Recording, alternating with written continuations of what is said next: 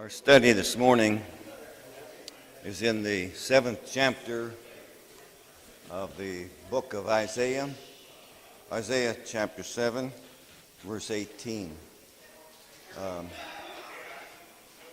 Lowell, would you word a prayer for us this morning?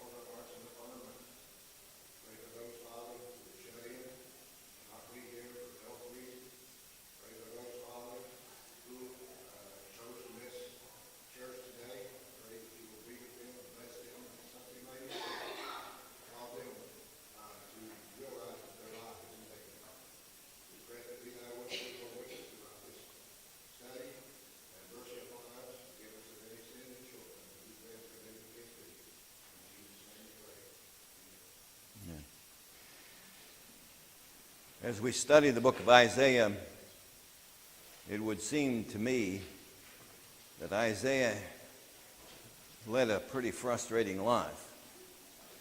I don't know that, but it would just seem that's the situation.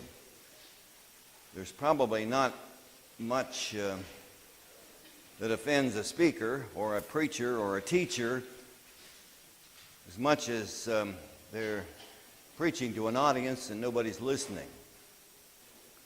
Or they're preaching to an audience and you just see a glaze of the eyes, not paying attention. Or a preacher or other messenger of God who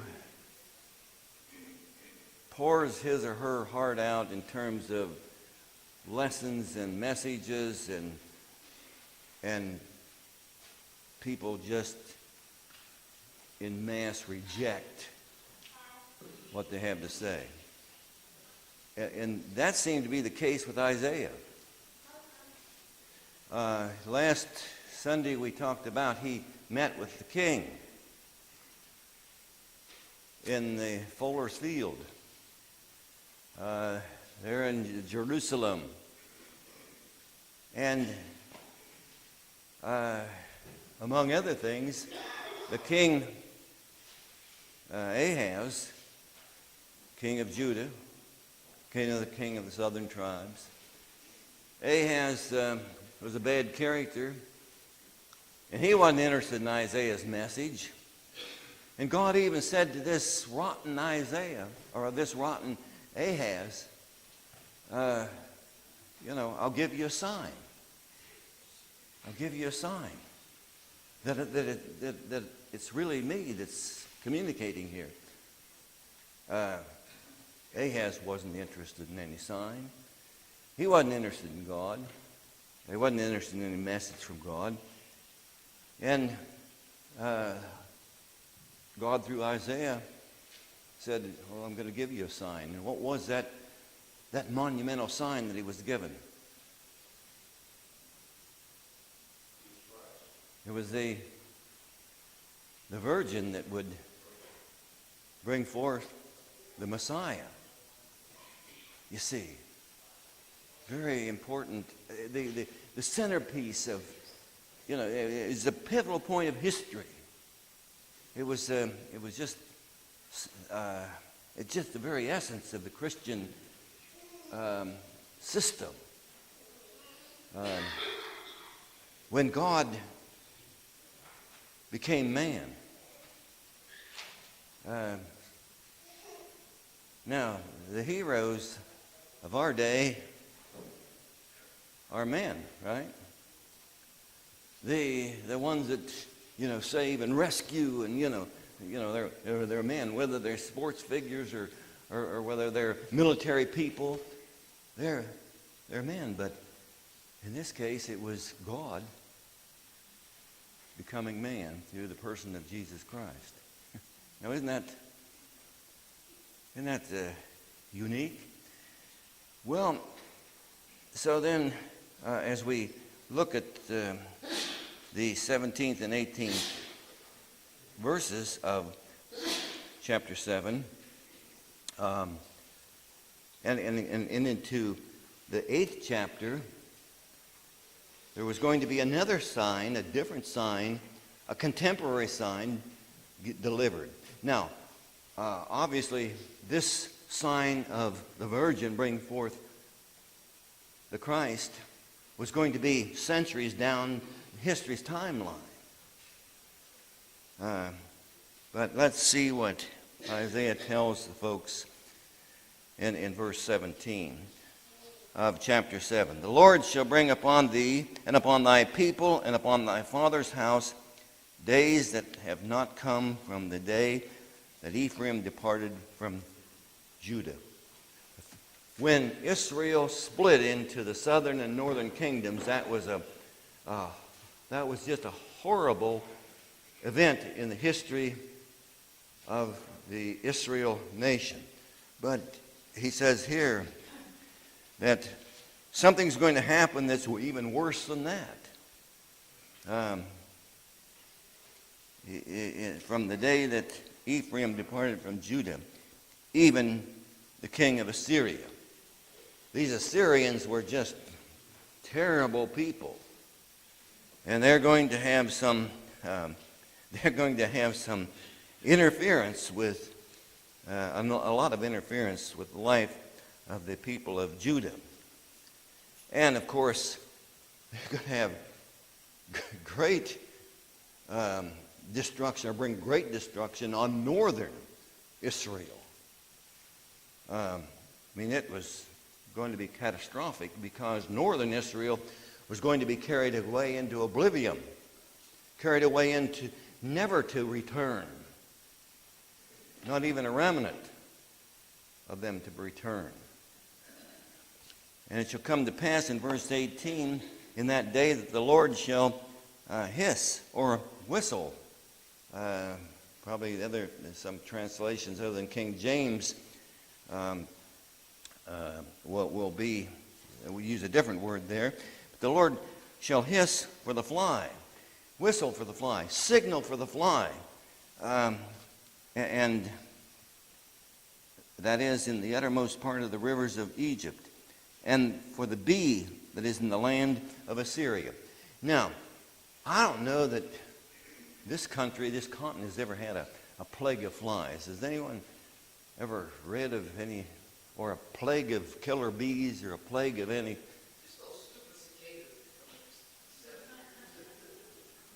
Yeah, but those little customers. Well,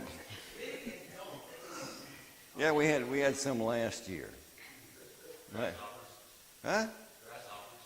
Yeah, but have we ever had just swarms and swarms of flies and swarms of bees and swarms of? No, but the flies of Egypt, when one of the plagues of flies.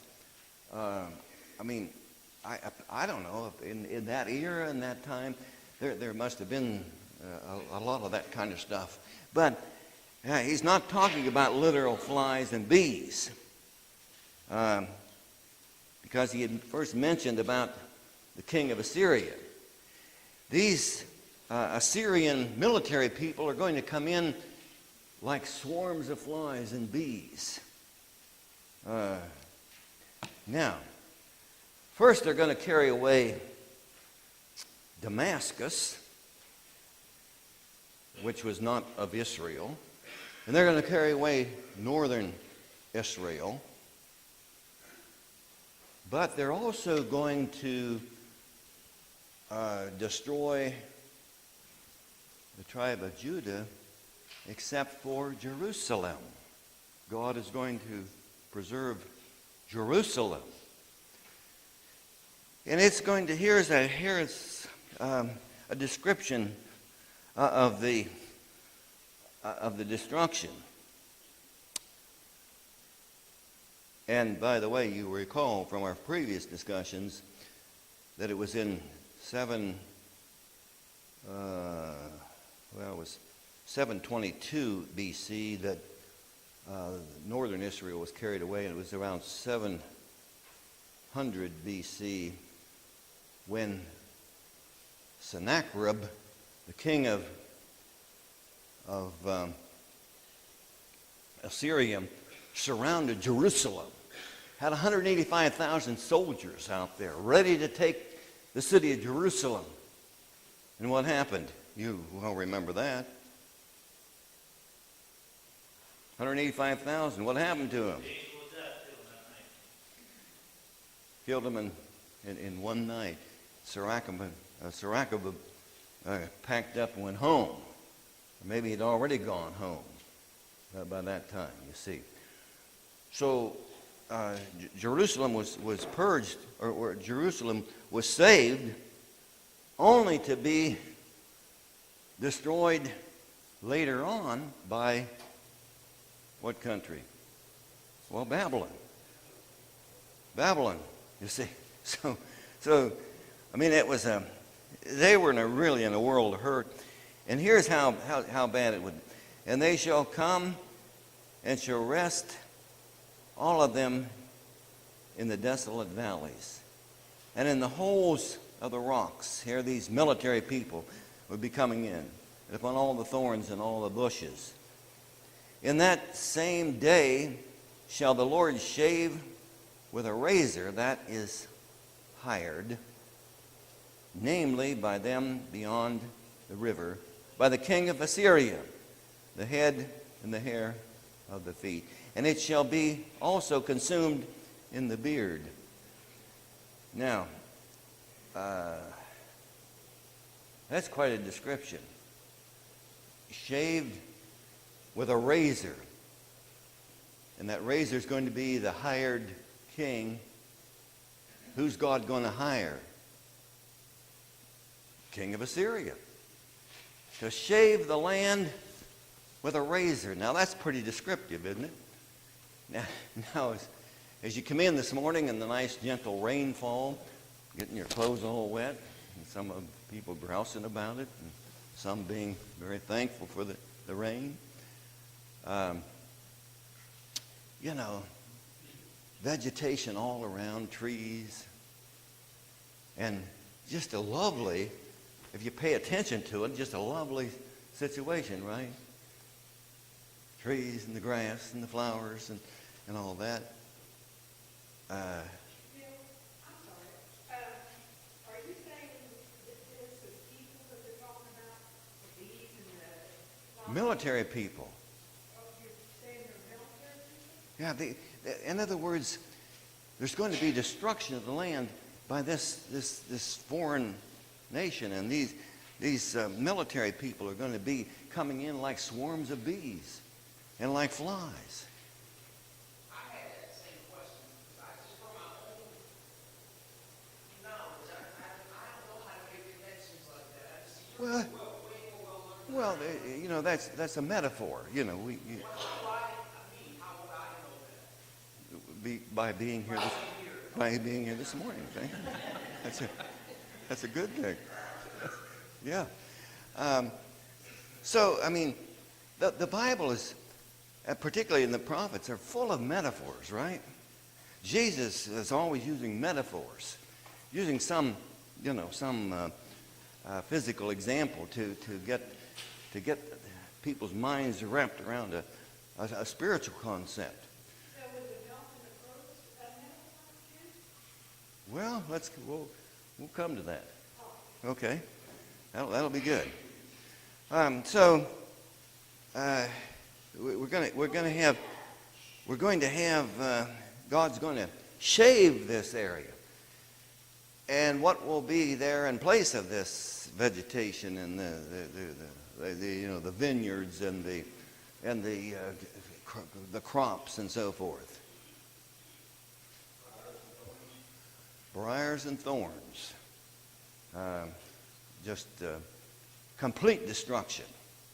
Horrible destruction. Suppose you drove in this morning and the only thing you saw was some bunch of old thorn bushes. I mean, even dead thorn bushes. And the land barren of the vegetation. Well, that's kind of a descriptor. Isaiah says this is going to be. And what do you suppose the wise old owls in that Jewish community thought about that when he was speaking about this sort of thing? Oh, that'll never happen, right? I mean, they were. Now, of course, I suppose in every generation there's a remnant, and of course there was a remnant of the Jews that there were no doubt people in the community, no doubt people in Jerusalem that were righteous and paid attention, but they were in a great minority and maybe even suppressed by the majority. So God's going to shave this place just like a razor, and he mentions there the hair of the feet, the head, the hair of the feet. I mean, it was going to be complete. It was going to be a complete destruction. And it shall come to pass in verse 21, in that day, that a man shall nourish a cow and 2 sheep. Now, you travel down through the country and look out at a pasture, and you might see 100 sheep grazing, or 100 cows grazing. Okay? Now let's suppose you were driving through the countryside and you saw one lonely sheep or 2 sheep and a cow and a big pasture. What would you think? Hard times. Hard times. Not good. And here's the metaphor here. As God shaving this land and destroying, it's being destroyed by his hired, person, the king of Assyria. Somehow, in the scheme of things, you might save, people might save 1 cow, 1 sheep, whatever. Hey, Bill, does the king of Assyria know he's being used by God? Yeah. God's tool. God's using him. But isn't he a bad guy, too? Who? King of Assyria. Yeah, and we're going to get to that. Yeah. I mean, God punished Assyria. So he probably thinks, well, I'm going to fix it right now. He's using me for this.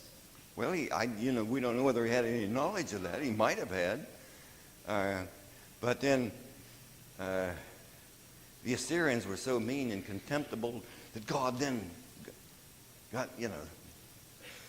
Babylonians took over the Assyrians. And then... Don't you think, though, that they all know the history, though, that when they were with God, how God protected them and wiped out all of them? So I think history, they would know the story of these people. Passed on. Well, I think they would know the story of it, but they know when they fall away that Yeah. they're... Israel, the Jews had a system of schooling. I don't think the masses were schooled, but the priests and the prophets and the teachers would have reminded them, this generation, about the good old days, as we would say in our country, or as some of us have thought about the good old days. Huh? Yeah. But certainly there would have been some knowledge of how God had blessed them in the past, right? So he, in this context, some of them should have known, but I'm sure the young buck Jewish men and the women, they didn't pay much attention to that.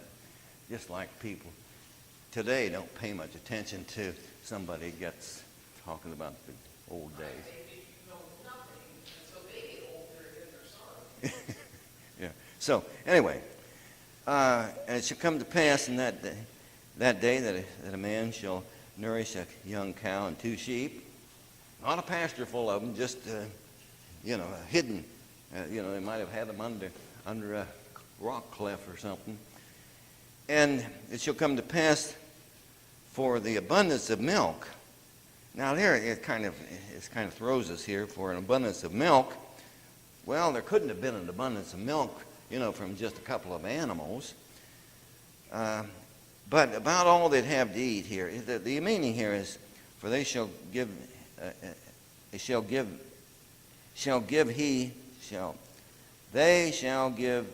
he shall eat butter, for butter and honey shall everyone eat that is left in the land. Those that are left, all they're going to have to eat is a little bit of butter, curds, and honey, wild honey.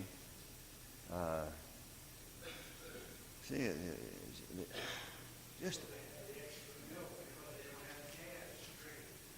yeah. Yeah.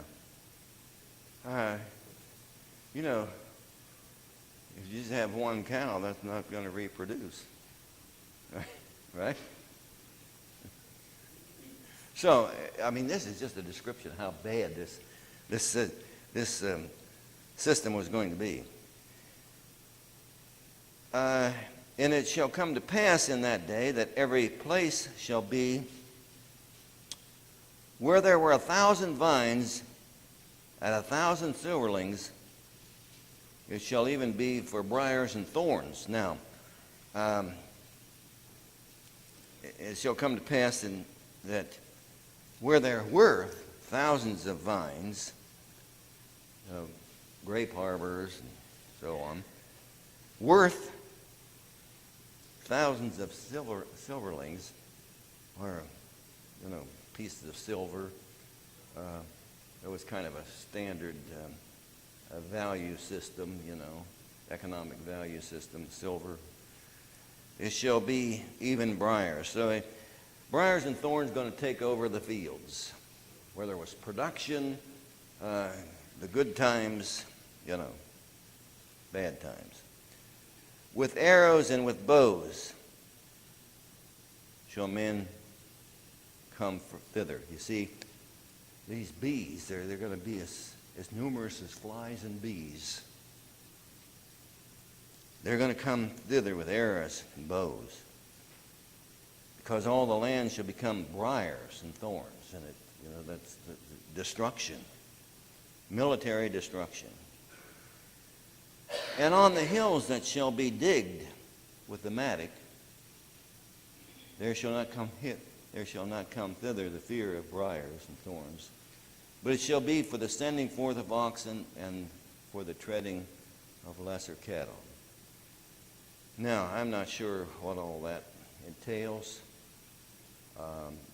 but it appears that it's just a further description of the destruction. Then, in chapter 8, Isaiah gets another revelation. He was getting a series of revelations from God. Moreover, the Lord said unto me, Isaiah speaking, take thee a great roll and write on it with man's pen. A great roll, a great, they wrote on rolls of paper, of some kind of paper product. And he said, you take this and write on this scroll with a man's pen, with an ordinary writing tool, concerning Meir Shalalo Hashbaz. Now, some people have a whole series of names. They used to say that if you had 4 names, you must be a hillbilly. I don't know about that, but this was a big name. Mayor Shalal Hashbaz says, take to thee a great roll and write in it with man's pen concerning Maher Shalal Hashbaz. And I took unto me faithful witnesses to record Uriah the priest and Zechariah the son of Jeberishah. Now, we're getting into something here that's very interesting. God says, you get this scroll and you take a pen and you record this. Now, and you take to me faithful witnesses. Now, one of these witnesses, in fact, one of them might not have been such a good character. Ahaz, I'll give you without turning to 2 Kings, although we might turn to 2 Kings. Ahaz, the king of Judah, went over to Damascus,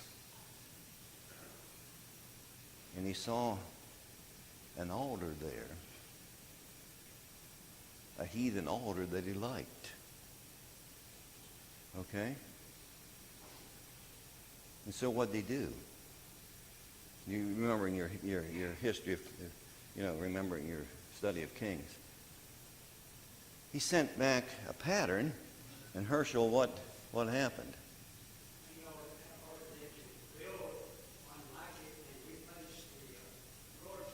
Yeah. Yeah.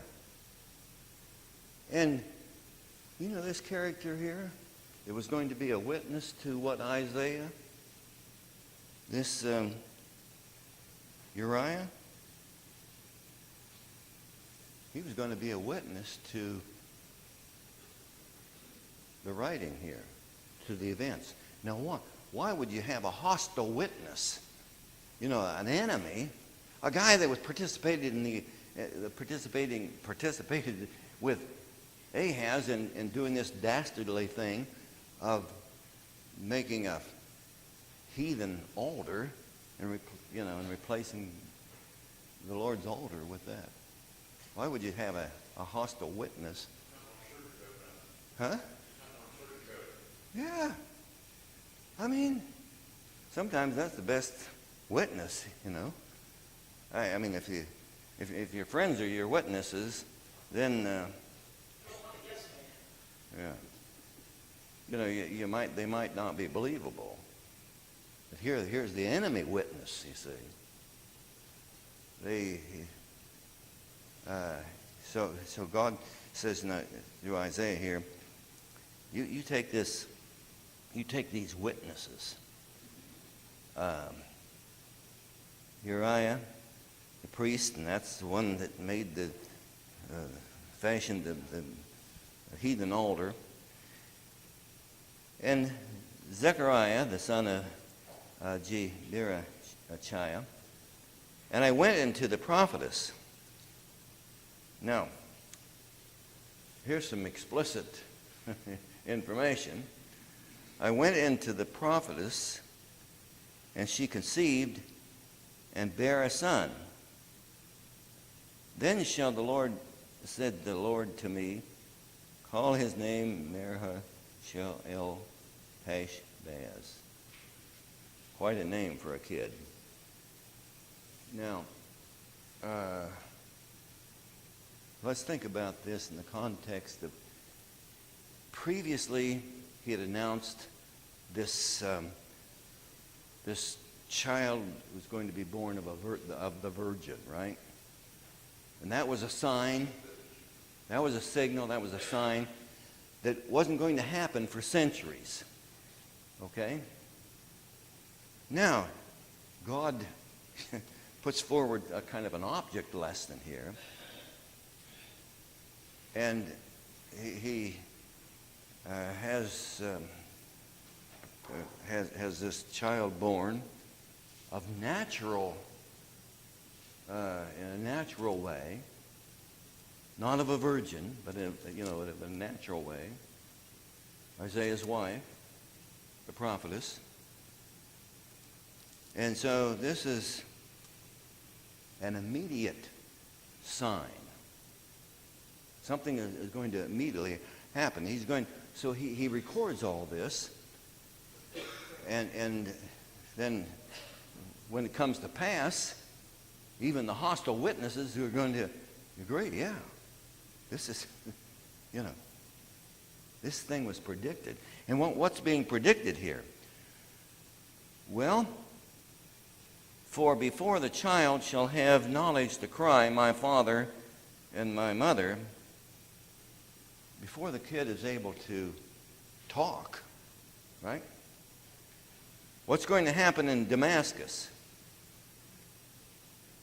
The Syrian, not the Assyrian, the Syrian Damascus. What's going to happen there? The riches of Damascus and the spoil of Samaria shall be taken away before the king of Assyria. Pardon me? Pardon me? Yeah. No, this is an actual event.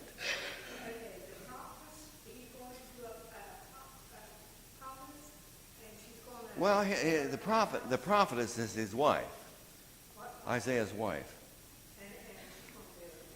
Right. And his name is that long Maher, Okay. Hey, Bill, so we know she's his wife because she's the prophetess. Yeah, it's kind of like you have a first lady in the White House. Because when I first saw that, I said, prophetess, aha, now here's a woman with power. But then I read further, and it's not. Well, but if you like women with power, we've had the Judge Deborah, a Jewish judge.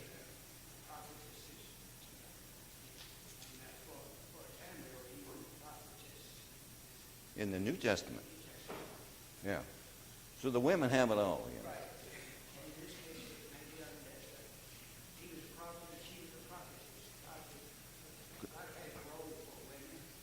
Could have been, she could have had an official, or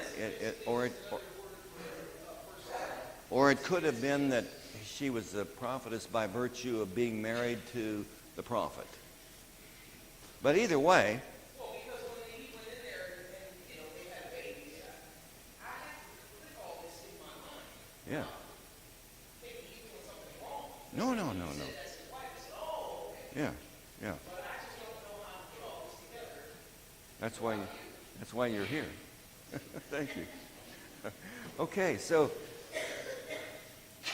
here we have this.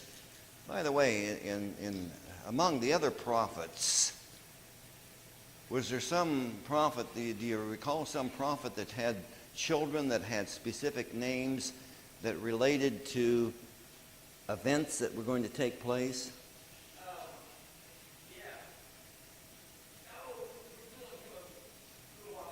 Yeah.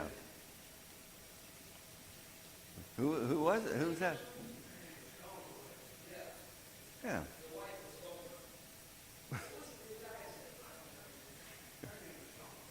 Jose. Wife Gomer. Yeah, that's good. But God used had this happen. This is going to be a sign. This is, I guess, an object lesson. Call it whatever you will, but it was before this kid was this young male was able to communicate. Say my father and my mother.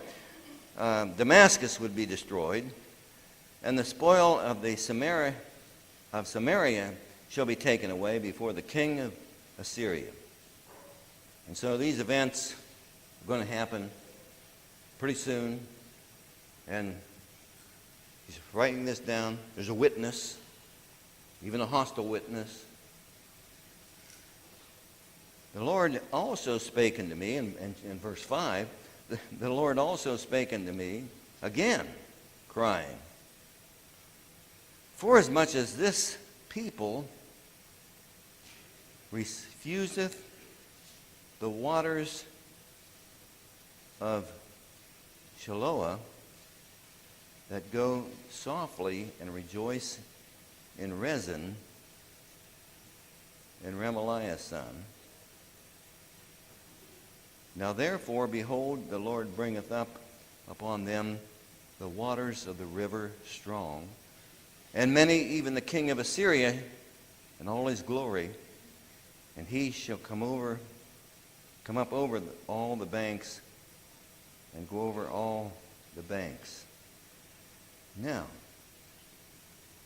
there's a contrast here between the waters of Shiloah, which goeth softly, and a flood of waters. Now, what do you think about that? First of all, what are the floods? There's a metaphor now. The floods of waters. What's that going to illustrate? Destruction. Destruction by the Assyrians. Okay? But what about the waters of Shiloah? Go softly. You think of a flood, you think of a river that's raging and there's fairy branches and mud, and it's good for nothing. Yeah. A But- soft river, I imagine a creek flowing through something where cattle are grazing and people are drawing water from it, Yeah. maybe fishing. Yeah. In Jerusalem, there was a pool of water. What was the name of that pool of water? Right? Yeah, Shalom. Some have drawn a connection, and that pool of water, according to historians, whether it was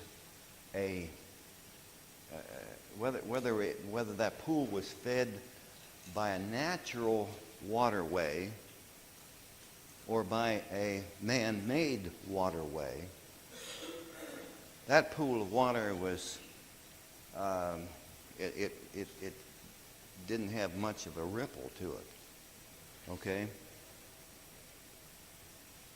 So I don't know whether there's any connection between this, but there are some who draw a connection between the Shiloh of Genesis, I believe Genesis 48. Genesis 48:10, I believe. When the scripture says, the scepter shall not depart from Judah until Shiloh comes. Now, the scepter had to do with kingship. And Genesis 48:10 talks about it, that scepter, that kingship, is not going to depart from Judah until Shiloh comes. Okay? Now, who was Shiloh? That was the Messiah, right? Now, the name of this pool, a derivation of Shiloh, was the name of this pool of water. And during the Feast of the Tabernacles, the priest would take golden vials or basins or containers and carry water from the pool of Shalom to the temple area. And on one occasion, Jesus was in the temple at the Feast of the Tabernacles, and no doubt saw this transporting of water.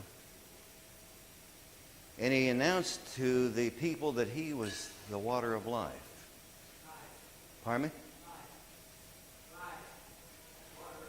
Yeah, the water of life. And so you see, and this water of life would be, it wouldn't be a military thing. It wouldn't be a flood. It wouldn't be anything physical. It would be a spiritual situation. And so there are those that draw that connection between, Shiloh, Pool of Shalom, and Jesus talking about, pointing to, this carrying this water. I am the water of life.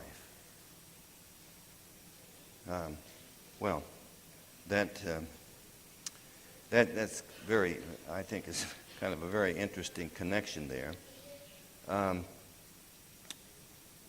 So let's look at that again, verse 7. And now therefore, behold, the Lord bringeth up them the waters of the river, strong and many, and even the king of Assyria, and in all his glory. And he shall come up over all the channels and go over all the banks, a raging flood. And he shall pass through Judah, and he shall overflow, and go over, and he shall reach even to the neck. Now wait a minute. Reach up to the neck. Almost drowning. Okay. But the head of Judah was what city? Jerusalem. Okay, so he was going to reach to the very neck, but if you're up in water to your neck and stay above, you can keep your head above water, you're okay, right? And so Jerusalem is going to be spared. And stretching out his wings shall fill the breadth of thy land, O Emmanuel. So, Jerusalem was going to be spared in this Assyrian conquest, but that's all. The rest of the land is going to be destroyed. And back to the 185,000 soldiers that were killed in one night by the angel of death. That all figures into this scenario.